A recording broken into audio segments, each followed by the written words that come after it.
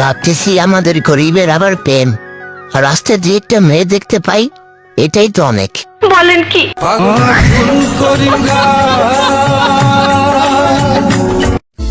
এই যে শোনো, কি?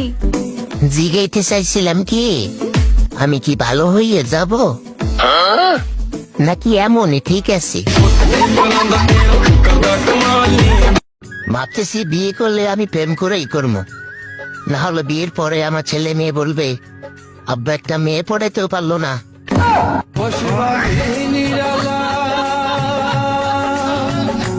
তুই খালি শোকের বেড়ি দীক্ষা তোর নেক আমি সহ্য করি, নাইলে তুই যে নেক আমি করস, মন তো চাই মিসাইল মাইরা তোর এসো বাংলাদেশ উড়াই দিই।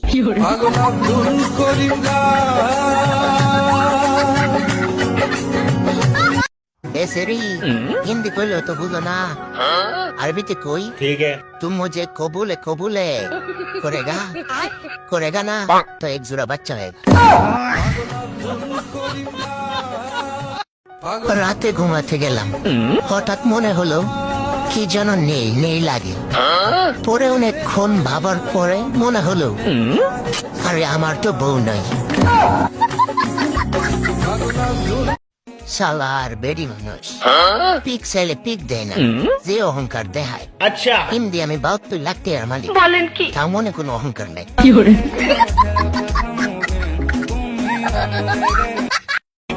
বয়স তো কম হয় না, কিন্তু ভালো হবার চিন্তা একবারও মাথায় আসে না। বলেন কি? আমার না, তোমার কথা বলছি, আমি তো ভালো মানুষ। ডাক্তারের কাছে গেছিলাম, গিয়ে বললাম আমার বউ কি বলে আমি কিছুই শুনি না। ডাক্তার আমার বলে তাহলে তো এটা তো আল্লাহ তাআলার রহমত।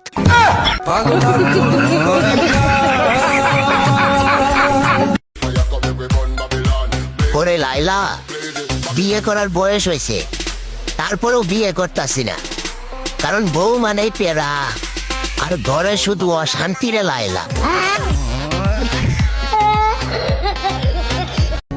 কপাল ভালো দুনিয়ায় মেসেজের অপশন আসছে। বলেন কি?